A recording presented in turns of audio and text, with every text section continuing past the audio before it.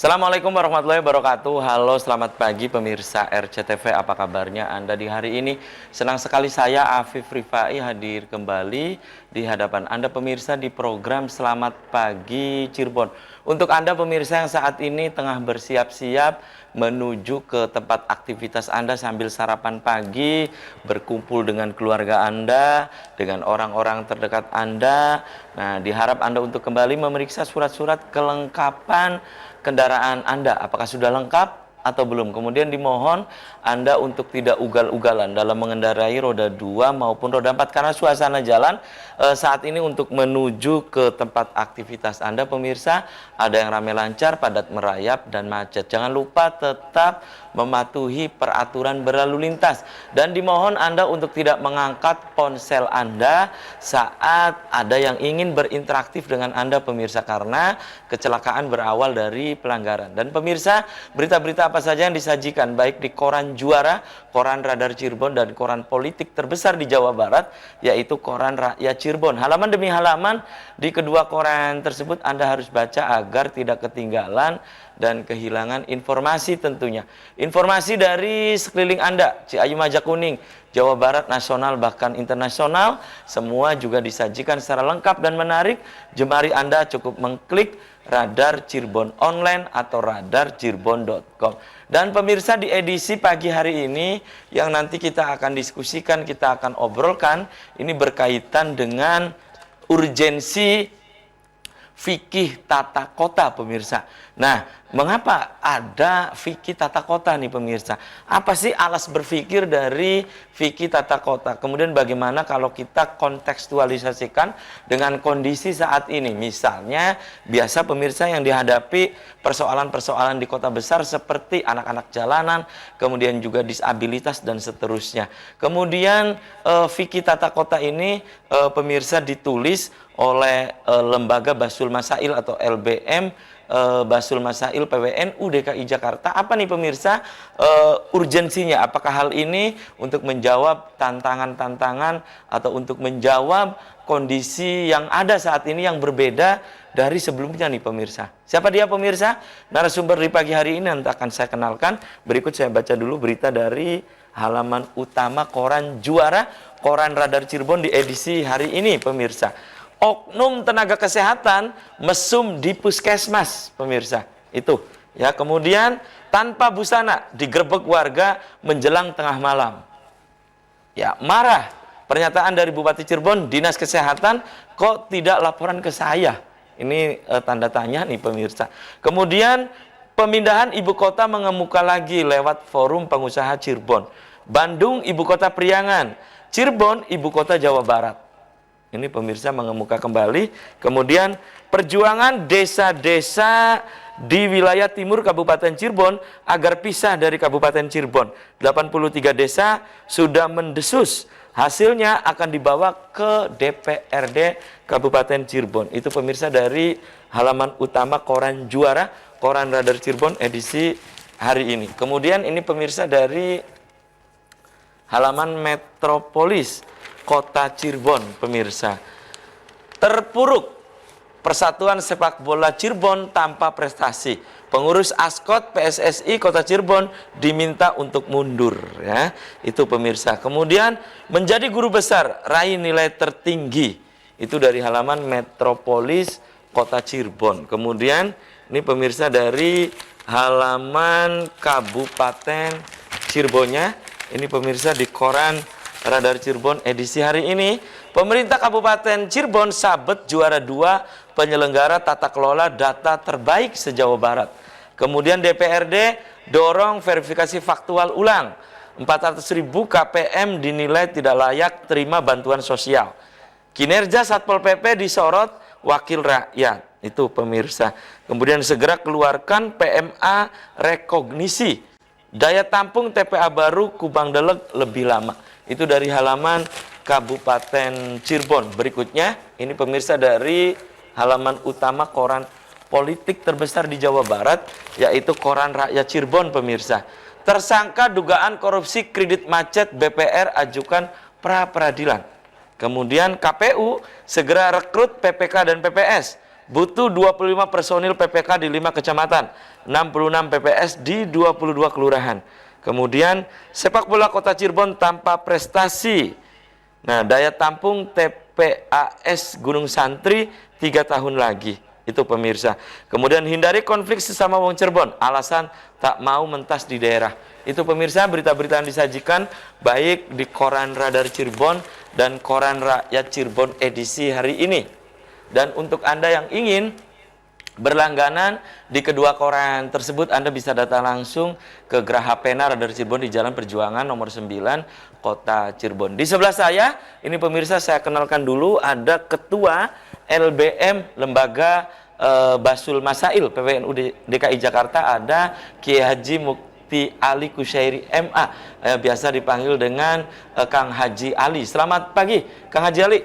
Assalamualaikum. Waalaikumsalam. Apa kabarnya Kang Haji Ali? Alhamdulillah baik. Apa Oke, kabar Kang terima kasih. Apip? Alhamdulillah saya juga sehat. Terima kasih nih Kang Haji Ali sudah menyempatkan jauh-jauh dari Jakarta ini hadir di Selamat Pagi Cirebon. Di sebelah Kang Haji Ali ini pemirsa ada mahasiswa pasca sarjana UIN Yogyakarta, ada Vicky Kurniawan. Selamat pagi Vicky. Assalamualaikum. Apa kabarnya Vicky?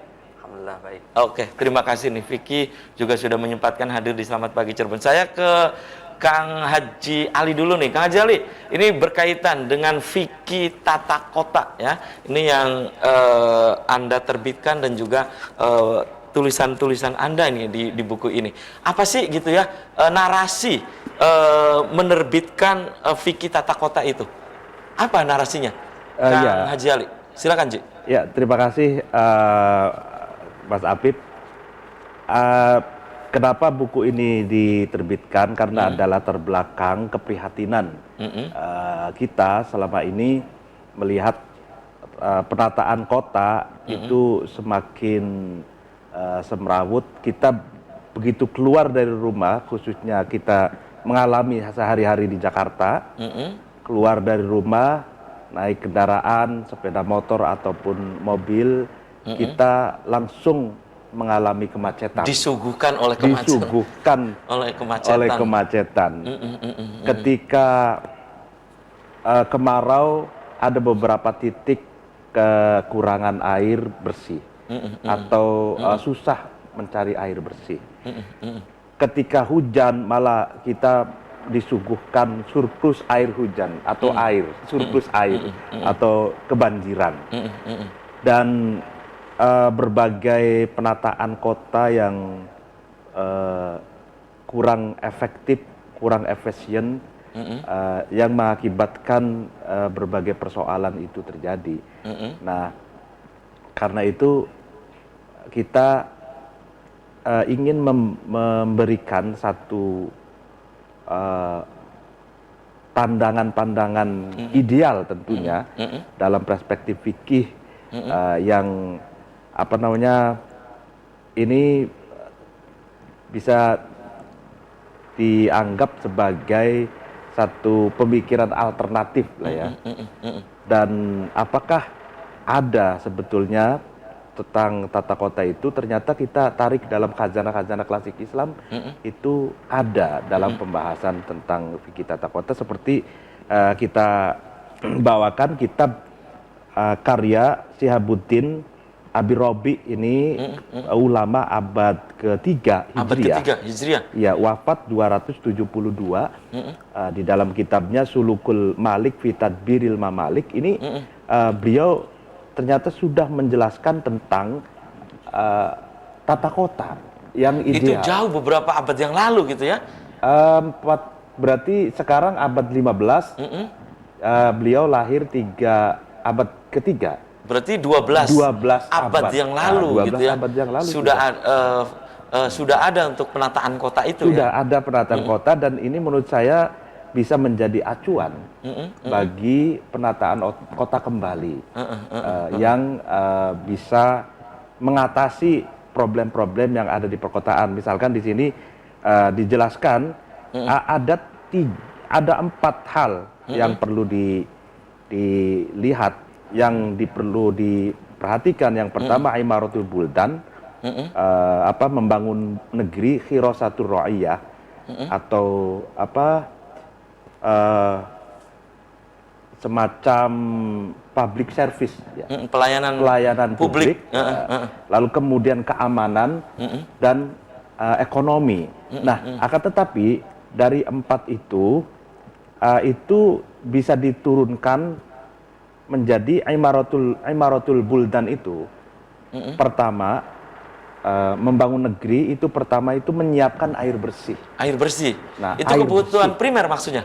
Kebutuhan primer bagi masyarakat kota. Nah, itu air bersih yang bisa diminum, yang bisa dijangkau oleh seluruh penduduk kota, dan yang kedua harus membangun infrastruktur jalan. Infrastruktur jalan. Jalan, Ya? dan jalan itu tidak boleh sempit, harus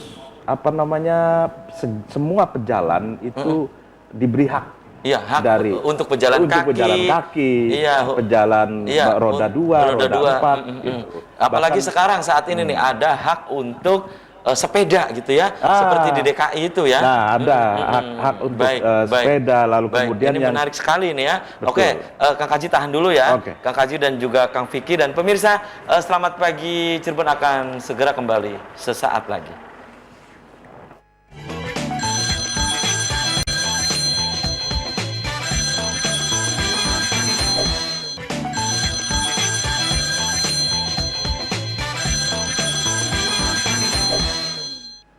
Ya, Anda masih di Selamat Pagi Cirebon pemirsa. Segmen ini saya sudah membuka Anda. Silakan Anda yang ingin bergabung, Anda bisa di line telepon 0231 48 2138, atau pemirsa bisa untuk memberikan pendapat Anda, pertanyaan Anda melalui nomor WhatsApp atau SMS yang ada di layar kaca RCTV. Urgensi Vicky Tata Kota nih pemirsa. Silakan Anda bisa ke narasumber untuk menanyakan langsung, atau Anda juga bisa berpendapat. Saya masih menunggu Anda ke nomor yang ada di layar kaca RCTV, dan mohon Anda ketika interaktifnya jangan ke nomor WhatsApp pemirsa. Nanti kami tidak akan mengangkat ponsel Anda ya. Nomor WhatsApp digunakan hanya untuk chatting Anda ya, berpendapat, menanyakan. Dan kembali saya ke Kang Haji Muktiali. Kang Haji, ini berkaitan tadi ya, kebutuhan infrastruktur jalan, air bersih, kemudian apa lagi nih Kang Ya, Haji? kalau di dalam kitab ini selain yang 2 hal itu, air bersih, infrastruktur jalan, lalu kemudian rumah ibadah. Rumah ibadah. Rumah ibadah itu harus berada di tengah kota. Kota, nah ya, Pusat di kota. jantung kota lah ya. Jantung kota. Kayak misalkan Bung Karno membangun Masjid Istiqlal dan katedral di Jakarta itu ya. Jakarta itu pas di jantung kota. Nah, itu pun berlaku bagi kota-kota yang lain. Lalu, termasuk di Cirebon ini ya. Termasuk di Cirebon. Ya, di alun-alun Kejaksaan itu kan itu ada kan masjid ya, menjadi kebanggaan kota Cirebon ya. Nah, itu ya, kan jantung kota ya. Masjid At-Taqwa ya, di jantung kota. Nah, itu sudah sesuai dengan konsep yang ada di kitab ini. Lalu kemudian juga harus ada pasar. Oh, harus ada pasar. Harus ada pasar. Pasar ini kegunaannya adalah 2. Yang pertama, memenuhi kebutuhan pokok warga masyarakat.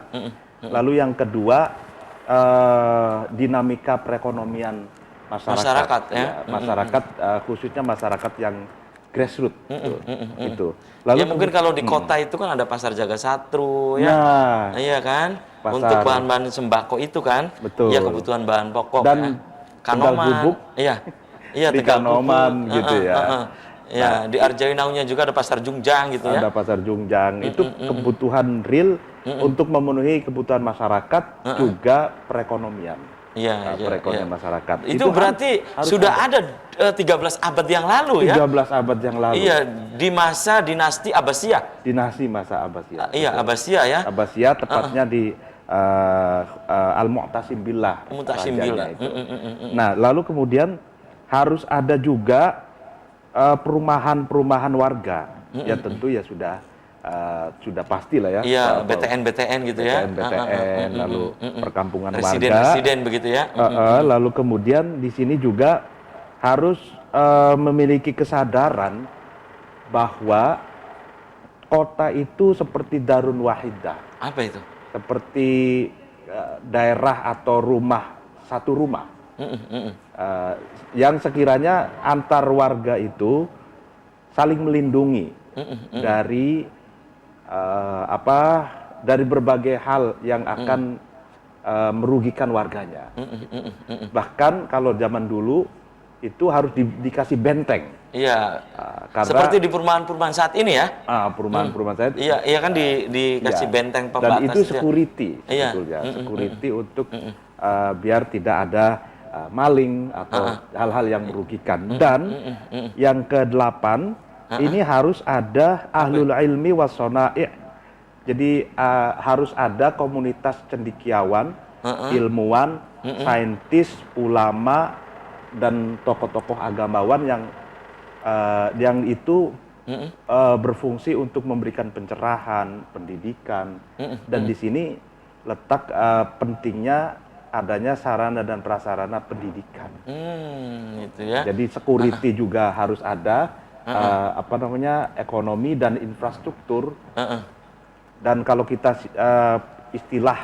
istilahkan dengan tata kota modern, itu diistilahkan dengan zonasi. Zonasi ya. Jadi Oke. sistem zonasi. Itu tata kota ideal ya. Tata kota ideal. Yang disampaikan oleh Kang Kaji itu ya. Betul. Begitu juga ini di dalam kitab Ibnu Khaldun. Kalau Ibnu Khaldun ini lebih muda lagi, ulama abad ke-8. Ibnu Khaldun di dalam kitabnya Kitabul Ibar wa Diwan al-Mubtada wal Khobar fi Ayyamil Arab wal Ajam wal Barbar wa man asaruhum min Dawis Sultanil Akbar. Ini kitab yang paling panjang judulnya, Mas Afif. Dikenal dengan Tarikh Ibnu Khaldun. Beliau mengatakan bahwa ciri dari masyarakat kota itu ikhtilatul ansab atau multikulturalisme. Multikultural ya. Multikulturalisme karena terjadi kawin-mawin antar ras, antar suku. Nah, kalau masyarakat pedesaan itu kecenderungannya nikah itu dengan saudara sendiri, sepupu ya. Satu kabilah, satu suku seperti itu. Baik, oke, tahan dulu nih ya. Oke. Saya ke Kang Vicky nih. Kang Vicky, ini berkaitan dengan terbitnya buku Fikih Tata Kota ya yang diterbitkan oleh LBM Basul Masail PPNU DKI Jakarta yang tadi disampaikan oleh Kang Haji Muktiali. Anda melihatnya seperti apa nih? Ini hal-hal yang sangat urgen ya, sangat diperlukan oleh masyarakat kota yang tadi disebutkan ya, tata kota itu. Menurut Anda, Kang Vicky? Silakan. Tentu saja bagi saya pribadi ini merupakan langkah yang progresif, terobosan yang baru dalam khazanah intelektual Islam, khususnya pada era sekarang ini. Terutama dalam menyoroti persoalan-persoalan yang kontekstual gitu. Karena sebagaimana yang kita tahu, fikih di dalam pesantren itu hanya menyoroti berbagai masalah hukum-hukum yang hanya bersifat individualistik gitu, atau individual lah. Nah, tentu saja dengan karya ini kita berkesimpulan bahwasanya fikih tidak hanya menyoroti hal tersebut. Tentu saja fikih juga menyoroti tata ruang kota, sebagaimana yang ada di buku ini, sebagai instrumen untuk mencapai atau menggapai kemaslahatan atau kebaikan bersama, tidak hanya individualistik gitu. Nah, bagi saya titik temu buku ini dengan syariat Islam atau masyadirul Islam ada tujuan yang sangat baik, yaitu kemaslahatan yang ingin digapai secara komunal, bukan individual begitu. Oke. Dan tadi ya persoalan-persoalan yang dijawab juga yang disampaikan oleh Kang Haji Ali itu hal-hal yang bersifat kontekstual seperti misalnya dalam buku ini juga ada juga tentang anak jalanan, anak-anak terlantar, disabilitas. Pendapat Anda, Kang Vicky? Oh ya, tentu saja masalah disabilitas merupakan di dalam kajian Islam merupakan kajian baru, merupakan tema-tema baru yang belum ada dijawab pembahasan oleh Vicky sebelumnya ya. Ya, belum ada pembahasan secara rinci ya. Kalau tidak dapat dikatakan tidak ada sama sekali. Nah, di antara karya yang paling penting untuk membicarakan masalah disabilitas, di antaranya karya Syekh Wahbah Zuhaili, judulnya Al-Islam wal I'aqah. Syekh Wahbah Zuhaili. Jadi beliau sangat memperhatikan tunanetra, disabilitas, para penyandang yang memiliki kelemahan di ranah publik gitu. Jadi di antara bab-babnya juga kan di sini ada yang berkaitan dengan apa namanya wajibul mujtama' fi ri'ayatil mu'awwiqin. Jadi kita sebagai manusia yang bersosial itu wajib menjaga apa namanya menjaga hak-hak disabilitas tersebut. Jadi tidak hanya apa namanya tidak hanya kita bergaul secara dengan orang yang normal, tapi juga kita bisa merangkul Abnormal, mereka ya? merangkul mereka yang tidak memiliki hak yang sama seperti kita gitu. Oke, Kang Vicky, ini karya-karya sejenis ini menurut Anda, kan Vicky Tata Kota secara terperinci juga akhirnya kan ada ya. Jadi menurut Anda ini hal-hal sejenis ini juga idealnya sejatinya ini harus diperluas lagi, bukan hanya ke Vicky Tata Kota maksud Anda. Tapi tahan dulu ya, Kang Vicky dan pemirsa, selamat pagi Cirebon akan segera kembali usai komersial break berikut ini.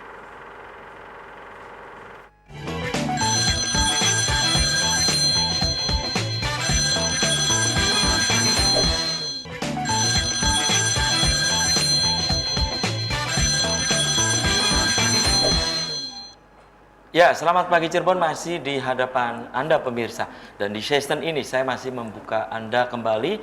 Silakan Anda yang ingin bergabung, Anda bisa di telepon 0231 482138 pemirsa. Topik yang sedang kita diskusikan pagi hari ini, urgensi Vicky Tata Kota. Silakan, saya masih menunggu Anda untuk Anda menanggapi atau Anda ingin menanyakan ke narasumber di pagi hari ini pemirsa. Ada satu WhatsApp yang masuk ini dari Pak Rizal Kadipaten Majalengka ya. Jadi saya baca dulu ini. Assalamualaikum. Selamat pagi Cirebon. Apa yang tadi disampaikan oleh narasumber berkaitan dengan fikih yang ditulis oleh ulama dulu. Nah, ini sangat update, sangat kalau dikaitkan dan konteks saat ini. Konteks saat ini juga sudah ada katanya ya, tata kota seperti yang tadi disampaikan oleh narasumber. Namun, nah ini ya efektivitasnya ya belum sesuai dengan standar kebutuhan hidup minimum bagi masyarakat. Mungkin termasuk ini ya infrastruktur jalan, PAM ya, air bersih maksudnya ya. Kemudian juga ada di dalamnya adalah pasar ya, karena kemudian sarana tempat untuk ibadah yang tadi disampaikan itu Kang Haji ya. Ini katanya belum mencapai apa yang menjadi cita-cita ya, terutama untuk kebutuhan hidup minimum KHM bagi masyarakat. Nah, bagaimana menanggapi ini? Silakan Kang Haji. Oh ya, itu pertanyaan yang bagus. Dari Pak Rizal ya, Pak Rizal, selamat pagi Pak Rizal. Jadi inti dari persoalan semuanya itu adalah adanya di zonasi. Zonasi, apa itu zonasi itu? Sistem zonasi itu peletakan tata ruang. Kalau bahasa Islamnya itu wad'u syai' li mahallihi, menempatkan sesuatu pada tempatnya. Jadi tata ruang itu sebetulnya sudah ada di dalam master plan orang-orang tata kota zaman dulu. Itu harus ada misalkan ruangan untuk bermain anak, iya, ruang terbuka hijau, untuk lapangan sepak bola, untuk olahraga, alun-alun lah ya, semacam alun-alun, kemudian untuk pasar rakyat, untuk apalagi perumahan, infrastruktur jalan dan yang sebagainya. Itu kalau konsisten dalam konsep tata ruang zonasi seperti itu konsisten, maka itu akan tercapai apa yang diinginkan oleh warga kota, dan efek-efek negatif itu tidak akan terjadi. Kenapa banjir terjadi? Karena tidak adanya atau kurang cukupnya tanah yang mampu menyerap air hujan. Karena misalkan ruang terbuka hijau dibangun, contohnya misalkan gedung-gedung yang tinggi gitu ya, hotel dan seterusnya lah ya, dan seterusnya, beton-beton lah ya. Nah, sehingga itu kan ruang hijau hak untuk warga juga tidak ada. Pada saat yang bersamaan juga tidak ada tanah untuk penyerapan air hujan, sehingga air itu bahasa Cirebonnya itu ngecembeng. Ngecembeng ya.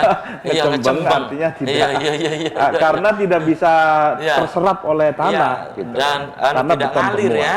Tidak ngalir. Iya, irigasi juga atau solokan juga itu ya. Apalagi misalkan Drainase lah ya. Drainase, apalagi ini kesadaran untuk membuang sampah ini, Sapin, yang perlu juga ditekankan, karena kalau membuang sampah, kalau dulu itu sebetulnya konsepnya drainase ataupun kali, sungai itu berada di depan rumah. Kalau sekarang justru kebalikannya ya. Sekarang kebalikannya, di belakang rumah dijadikan tempat sampah. Iya. Nah, Ya itu kalau ke sungai itu ya. ke sungai itu kan efeknya air bersih tidak ada karena sudah campur dengan sampah, campur dengan mungkin juga oknum-oknum industri yang membuang limbah, ke situ, sehingga air bersih tidak ada. Lalu kebanjiran pun terjadi karena tersumbat oleh sampah dan Itu ya. itu. Itu tadi Pak Nah, Rizal ya jawabannya ya. Itu sebetulnya kalau dikembalikan ke konsep idealnya sistem zonasi itu, wat usek lima kalihi, menempatkan sesuatu pada tempatnya, maka efek-efek negatif itu tidak akan terjadi. Nah, dan wat usek li ghairi mahalihi, selama ini terjadi menempatkan sesuatu tidak pada tempatnya, itu kan fasik gitu. Itu zalim. Zolim ya. Ya zalim. Jadi sampah ditaruh di tong sampah tentunya, bukan dilempar ke sungai. Iya. Misalkan. Atau misalkan zonasi hijau, ya biarkan sebagai zonasi hijau, jangan dijadikan zonasi beton, misalkan seperti itu. Ruang terbuka hijau ya peruntukannya saja ya. Iya, untuk peruntukan hak warga dan hak alam gitu. Berkaitan dengan sarana bermain anak ya diperuntukannya saja gitu maksudnya. Iya, begitu ya. diperuntukkan sesuai peruntukannya gitu. Dan karena itu pembangunan kota itu harus berkesadaran lingkungan ya. Atau istilahnya itu fiqhul bi'ah. Jadi perspektif fikih lingkungannya perlu di. Baik, oke. Kang Vicky, tahan dulu ya, ngaji saya ke Kang Vicky lagi ya. Yang tadi Anda sebutkan ini karya-karya sejenis ini, menurut Anda ini bukan hanya fikih tata kota, ini harus diperluas lagi. Harus ada jawaban-jawaban yang terperinci untuk menjelaskan sesuatu. Misalnya ini kan tentang fikih tata kota, yang tentunya ini hal yang baru ya, formula baru yang tadi Anda sebutkan ini. Ini karya-karya sejenis ini, menurut Anda ini harus diperluas lagi, Kang Vicky? Oh ya, ini jelas menurut saya perlu pengajian yang lebih dalam dan perlu dikembangkan lagi, karena yang tadi saya baca di buku itu juga belum banyak kasus-kasus yang diangkat gitu. Seperti Jadi, apa gitu? Sebetulnya sorotan saya itu tidak hanya ya tata ruang itu berada di kota. Sebetulnya di lingkup desa juga perlu. Jadi harus ada fikih tata desa, maksudnya begitu. Soalnya yang saya tahu juga kan sekarang itu banyak bangunan-bangunan kayak semacam kolam renang itu dibangun di lingkungan desa gitu. Yang mana di situ terjadi kayak semacam konflik mengenai air, akhirnya mengakibatkan air bersih lagi ya, kekurangan air lah. Kekurangan air untuk warga karena disorot beribu kubik kolam renang air tersebut gitu loh. Makanya menurut saya perlu ada pengkajian lebih jauh lagi, termasuk masalah vandalisme, masalah JPO, masalah jembatan pengaut orang. Itu kan di kota-kota lain mungkin belum banyak yang mendirikan JPO ya. Jadi kayak semacam ruang disabilitas, terus di transportasi, di jalan, bagaimana disabilitas atau difabel ini diberikan ruang khusus untuk jalan gitu kan. Terus bagaimana di dalam persoalan politik, masalah publik, masalah pekerjaan dan sebagainya, mereka tidak ada diskriminasi gitu kan. Tetap sama-sama bisa menikmati kehidupan secara ekonominya gitu kan begitu. Jadi menurut Anda ini harus diperluas kembali ya. Iya, fikih saat ini harus menjawab apa yang tadi Kang Vicky sampaikan gitu. Betul. Kalau fikih kan dipandang dari sisi kacamata agama gitu, perspektif agama. Jadi bagaimana agama menyoroti itu gitu. Jadi tidak hanya masalah-masalah kontekstual, tapi ditarik juga ke teks gitu, di tekstualnya seperti apa gitu. Itu ya. Fikih begitu. Oke, kemudian saya kembali ke Kang Haji Ali. Kang Haji Ali, kalau kita kaitkan ya, kontekstualisasikan apa yang tadi Anda sampaikan berkaitan dengan fikih tata kota itu ada beberapa hal seperti kebutuhan air bersih, Iya. infrastruktur jalan. Kalau kita kaitkan saat ini faktanya, baik jalan nasional, jalan provinsi, jalan kabupaten kota, itu maaf banyak yang sepertinya belum memenuhi kebutuhan hidup minimum bagi masyarakat gitu. Banyak yang rusak gitu misalnya. Seperti jalan provinsi dari Susukan sampai ke selatan ya, arah ke Sumberjaya Majalengka juga banyak yang rusak gitu. Menurut Anda, Kang Haji Ali? Ya, itu hal yang sangat merugikan para pejalan dan merugikan rakyat. Dan itu hak bagi rakyat untuk menikmati jalan, sebab pajak kendaraan roda 2, roda 4, lalu kemudian bahkan juga pajak kendaraan kan berbeda ya. Pada pajak ketika kita membeli kendaraan itu kan sudah ada pajaknya, lalu kemudian pajak tahunan ada juga.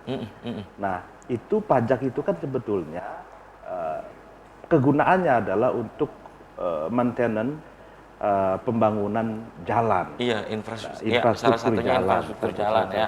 ya. Dan itu kan kalau seandainya jalan seperti, kalau bahasa wong Cirebone, kayak adusane apa? Iya, Kebo. kebo ya. Gupakannya kebo lah ya. Gupakannya kebo. Iya, Itu iya. kalau tadi Mas Apip lihat, itu saya kemarin ngisi acara di Babakan, pesantren Babakan, melintasi Dari Susukan? Dari Susukan.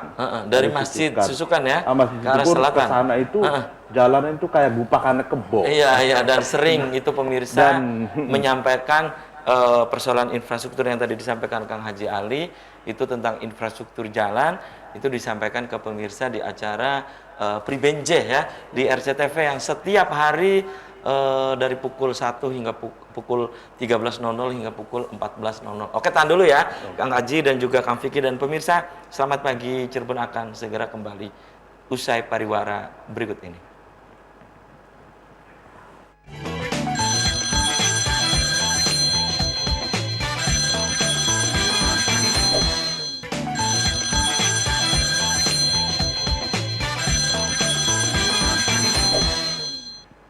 Terima kasih Anda masih di Selamat Pagi Cirebon pemirsa, segmen terakhir ya. Ada satu WhatsApp yang masuk ini dari Mekar Mulia Kertajati Majalengka ya. Assalamualaikum, selamat pagi Cirebon. Saya ingin menanyakan berkaitan dengan tata kota. Nah, bagaimana pendapat narasumber ya? Tata kota ataupun kami di desa di Mekar Mulia Kertajati itu apa yang ada di desa Mekar Mulia Kertajati itu ada tata ruangnya. Tata ruangnya itu disusun oleh salah satu dinas di Kabupaten Majalengka juga. Jadi kami di desa itu hanya misalnya ini lahan untuk terbuka hijau, ini lahan produktif, tidak boleh untuk perumahan misalnya ya, lahan produktif itu. Nah, bagaimana katanya menurut narasumber ya? Silakan, ini dari Ibu Is ya, di Kertajati Majalengka. Silakan, Ji. Betul. Jadi kalau menurut para ulama klasik Islam seperti Ibnu Khaldun dan Ibnu Abi Robi, bahwa karakter daerah itu ada dua. Yang pertama Mazari, yang kedua Amsor atau Madinah. Jadi Mazari itu pertanian, agraria, dan yang kedua industri atau perkotaan. Nah, kalau desa itu lebih cenderung Mazari atau pertanian, pertanian, ya? Agraris lah ya. Agraris. Nah, apa namanya, daerah agraris dengan daerah industri itu penataannya berbeda.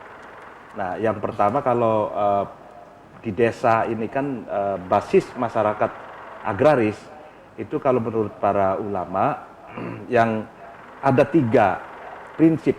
Yang pertama adalah al-qiyam bimasalihil miyah, tentu saja soal air. Lagi-lagi soal air, tapi peruntukannya bukan hanya untuk kebutuhan minum, mandi dan kebutuhan manusia, tapi juga untuk pengairan sawah. Selain air bersih ya, selain juga air bersih, untuk pengairan sawah, juga irigasi untuk sawah lah ya. Irigasi sawah.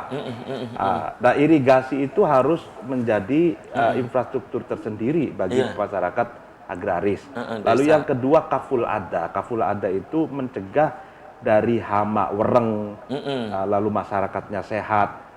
Lalu kemudian yang ketiga itu keadilan. Nah, Al-adalah. Al-adalah. Nah, itu yang terpenting bagi masyarakat pedesaan itu ada 3 unsur itu.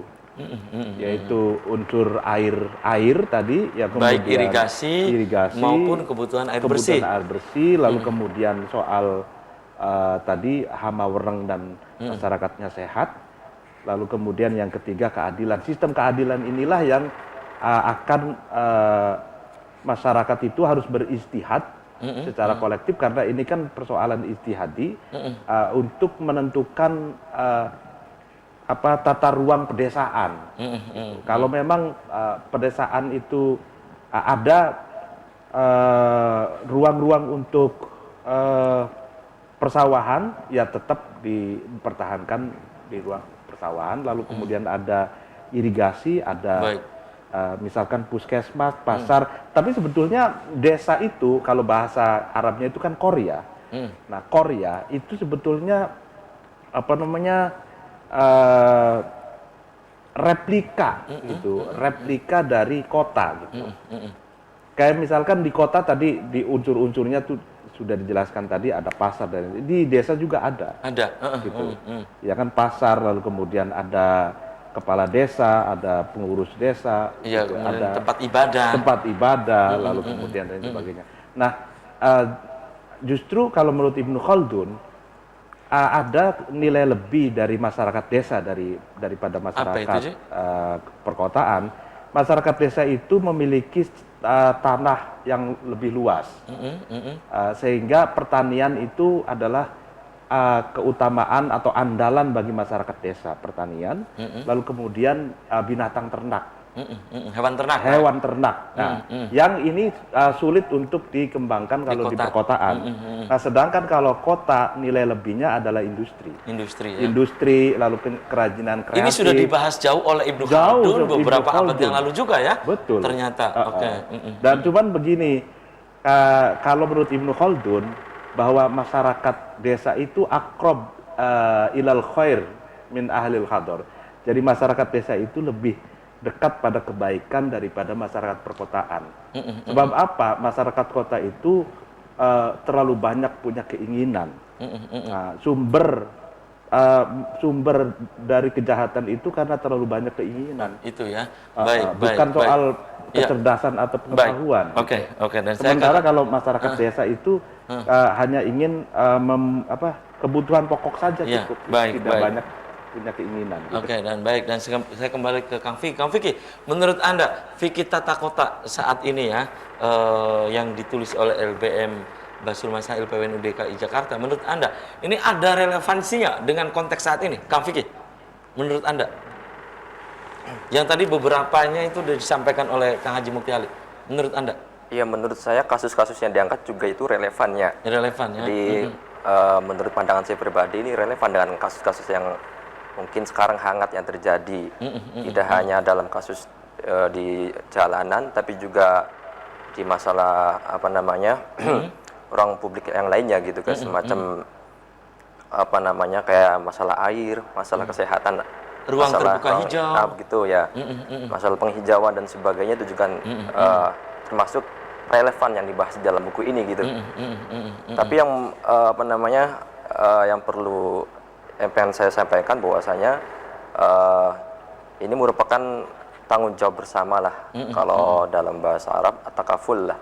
Makanya kalau atakaful itu di dalam kajian disabilitas itu sangat diperhatikan sekali gitu. Perhatikan orang-orang yang mempunyai kelemahan ya. Jadi bagi kita sebagai orang yang memiliki kelebihan harus benar-benar merangkul gitu. Terus ini juga berkaitan dengan seorang pemimpin, bahwasannya seorang pemimpin itu harus punya prinsip berdasarkan kaidah tasarruful imam ala ra'iyah manutun bi maslahah. Jadi tidak hanya masalah kemasyarakatan, tapi juga ini bertanggung jawab dengan seorang pemimpin gitu.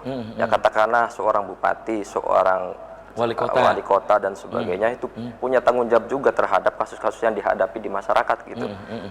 Jadi apa namanya, kebijakan-kebijakan mereka juga sangat bergantung di dalam kasus-kasus yang berkaitan dengan tata ruang ini gitu.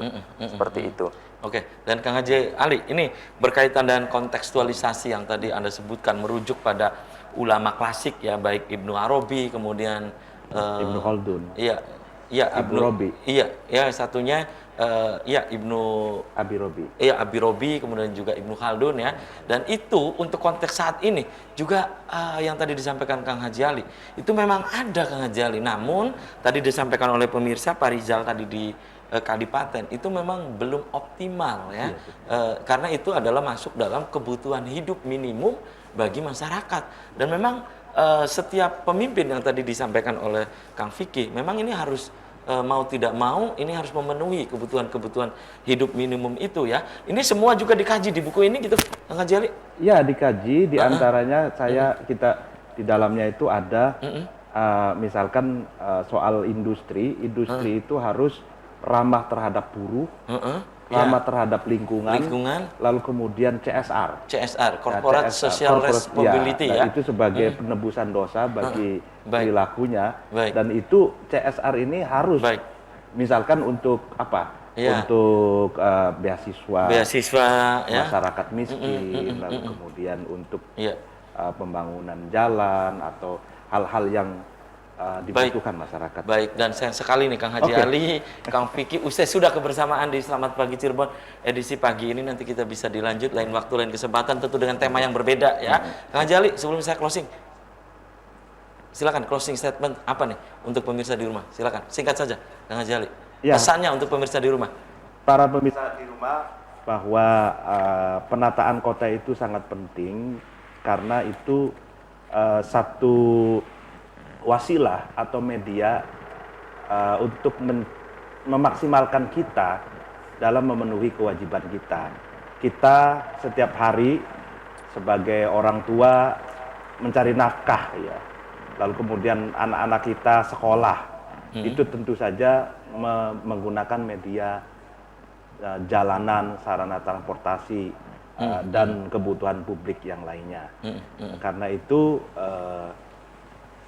agar kerja kita maksimal, sekolah anak-anak kita juga maksimal, maka harus didukung oleh infrastruktur dan kebutuhan hajat publik yang maksimal. Baik, Kang Vicky, silakan closing statement. Pesan singkatnya apa untuk pemirsa di rumah? Dalam pandangan saya, bahwasanya persoalan-persoalan yang kita hadapi sekarang itu tidak hanya bersifat individual ya, jadi tidak hanya bersifat pribadi, tapi juga yang berkaitan dengan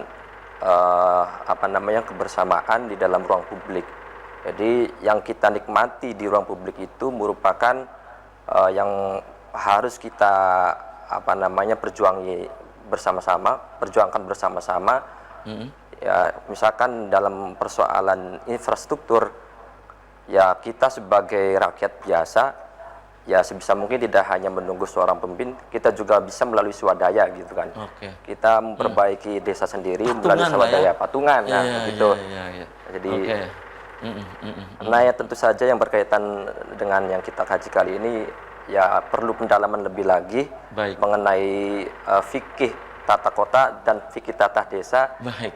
Untuk kedepannya gitu. Terima kasih nih Kang Vicky dan Kang Haji Ali sudah menyempatkan hadir di Selamat Pagi Cirebon, dan saya juga aturkan terima kasih untuk Anda yang sudah mengirimkan WhatsApp ya ke Selamat Pagi Cirebon edisi pagi ini. Dan pemirsa, demikian Selamat Pagi Cirebon edisi pagi ini, semoga bermanfaat. Terima kasih atas perhatian dan kebersamaan Anda. Akhirnya saya, Afif Rifai, dan kerabat kerja di pagi hari ini harus pamit undur diri. Sampai jumpa lagi besok. Wassalamualaikum warahmatullahi wabarakatuh.